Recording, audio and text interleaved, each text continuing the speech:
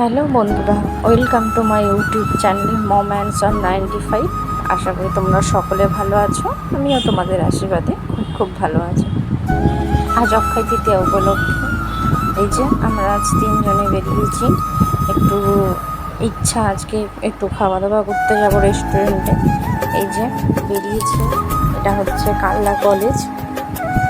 আজকে তো প্রচণ্ড ভিড়, এত সুন্দর একটা দিন, ভিড় তো হবেই। যাচ্ছি আর তার একদিন পরেই ভোট, ওই জন্য রাস্তাঘাটে আরও ভিড়। এই যে চলে এসেছি, দেখছো বন্ধুরা কত ভিড় রেস্টুরেন্টটাতে। জানি না চান্স পাবো কি না, যাই দেখে আসি।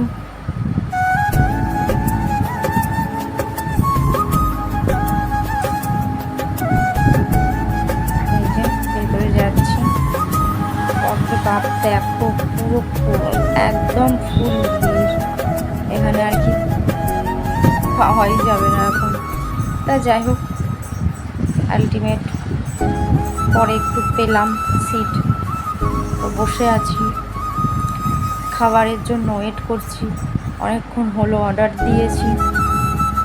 এতটাই ওনাদের আজকে চাপ ছিল যে ওনারা দিয়েই উঠতে পারছিল না, অনেকক্ষণ ধরে বসেই আছি। যাই হোক, তারপর দিয়ে গেল পনির বাটার মশলা, মিক্সড রাইস, চিলি চিকেন আর তান্দুরি রুটি। তারপরে এই যে প্রথমে আমরা মিক্সড রাইসটা সবাই অল্প অল্প করে নিয়েছি খাবো বলে। আমার মিক্সড রাইস খেতে তো ভীষণ ভালো লাগে। এই যে আমরা খাচ্ছি, সত্যি খুব সুন্দর খেতে হয়েছিল। সেটাই ওকে বলছি ভালো লাগছে খেতে, বলছে হ্যাঁ সুন্দর হয়েছে। তারপর ছেলেটাকেও বললাম যে ভালো হয়েছে, বললো হ্যাঁ ভালো হয়েছে। তারপরে এই যে আমরা খাচ্ছি, সত্যি অসাধারণ খেতে হয়েছে, দারুণ খেতে লাগছে।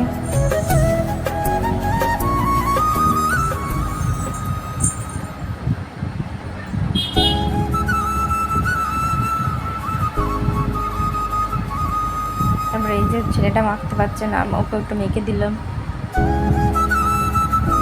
আর এত ভালো লাগছে খেতে। আর সত্যি কথা বলতে এতটাই এখানে পরিমাণে ভিড় হয়েছে যে প্রায় আমরা ওখানে গেছি 9:45, কিন্তু এখানেতে খাবার এসছে তখন 10টা 20। মানে এতক্ষণ আমাদের ওয়েট করতে হয়েছে, কেননা প্রচণ্ড ভিড়। আমাদের মতন অনেকেই ওয়েট করেছে, বা আমাদের পাওয়ার পর অনেকেই ওয়েট করেছে। এতটাই ভিড় যে পাওয়া যাচ্ছিল না, তারা দিয়ে উঠতে পারছে না, এতটা ওখানে ভিড় ছিল। তা যাই হোক, কিছু কিছু মুহূর্ত সত্যিই মনে হয় যেন ক্যামেরা বন্দি করে রেখে দিই, কারণ সবসময় তো মানুষের জীবনে সৌন্দর্যটা থাকে না। সৌন্দর্য সবসময় অল্প সময়ের জন্যই থাকে। তারপর যাই হোক, ওইটা খাওয়া দাওয়া সেরে তো একটু জুসের অর্ডার করেছিলাম। ওকে বললাম চলো ওইখানেতে আর বসবো না, ওইখানেতে গিয়ে দেখি কীভাবে বানাচ্ছে। এটা হচ্ছে পুদিনা পাতা দিয়ে করা, ভীষণ সুন্দর। আর এই দাদাভাই এত কিছু দিয়ে বানাচ্ছে, আমি তো অবাক হয়ে যাচ্ছি কতক্ষণ সময় নিয়ে উনি দিচ্ছিল। আমি চিন্তা করছিলাম জানি না কেমন হবে খেতে। যাই হোক, এই ডিশটা আমি এর আগেও খেয়েছি, অসাধারণ খেতে হয়, তো কোনোদিনও দেখিনি যে কীভাবে বানানো হয়। তো আমি বললাম চলো তো দেখি কী করে বানাই, যে এত সুন্দর খেতে। যাই হোক, তারপর দেখলাম অসাধারণ করেছিল জিনিসটা।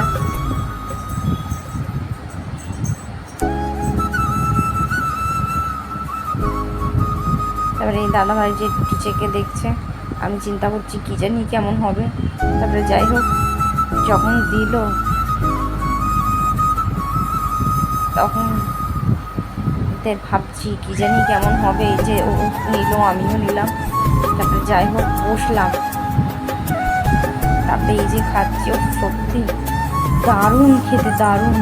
আমার ছেলে তখন বলল, মা আমি খাবো না, আমি আইসক্রিম খাবো। আমি তখন ওকে বলেছিলাম, বাবা একটু খেয়ে তো দেখ। না মা আমি খাবো না। তারপরে আমরা যখন খাচ্ছি বলছি, মা কেমন খেতে বলো? আমি বলছি ভীষণ টেস্ট। তারপরে ও একটু খেয়ে দেখলো, বলছে মা আইসক্রিমটা তাহলে না নিলেই তো ভালো হতো। সত্যি অসাধারণ খেতে, অসাধারণ যাকে বলে একদম। যে ও আর আমি খাচ্ছি, দারুণ লাগছে। আর এই জায়গাটা এত সুন্দর, এই রেস্টুরেন্টটা সত্যিই ভীষণ সুন্দর। এখানে আসার আগে আমার একটা হালখাতা ছিল, সেখানে আমি গেছিলাম। ও বাবা দেখাচ্ছে, দারুণ দারুণ।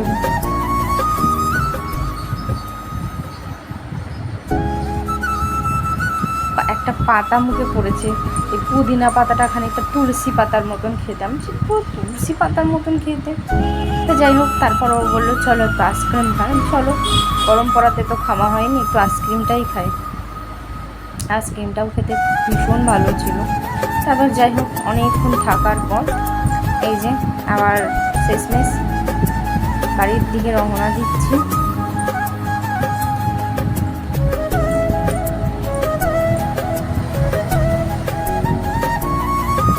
তারপরে এই যে বাড়িও চলে এসেছি। এর আগে অনেক কিছুই আমি তোমাদের আর দেখাইনি, কারণ আর আমার ভালো লাগছিল না অতক্ষণ রেস্টুরেন্টে ওয়েট করার পর। তারপরে এই যে ঘরে যাচ্ছি, ভীষণ কষ্ট হচ্ছিল। ওকে চলো টাটা, তোমরা সকলে ভালো থেকো। নেক্সট ব্লগে সুন্দর কিছু নিয়ে, আবার নতুন কিছু নিয়ে দেখা হবে। Tata, bye bye bye.